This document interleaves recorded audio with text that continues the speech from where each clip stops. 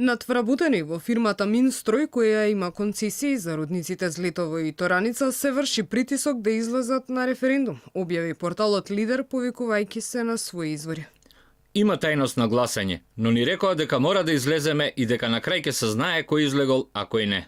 Вели рудар кој, плашејќи се за своето работно место, сакал да остане анонимен. Како што изјави премиерот Зоран Заев, сопственикот на компанијата Минстрој ги повикал работниците да гласаат на референдумот и им ветил дека ќе им даде награда.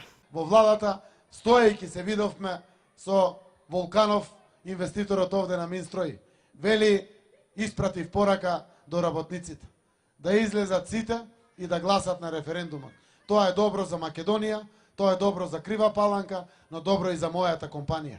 Затоа што перспективи и за Минстрој се оствараат во Европската Унија и НАТО.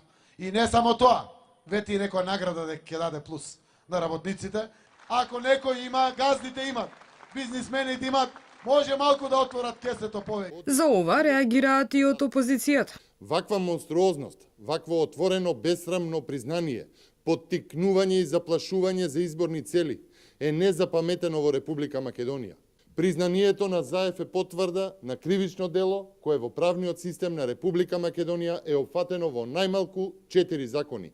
Кривичниот закон, Законот за спречување на корупцијата, Изборниот закон, Законот за референдум.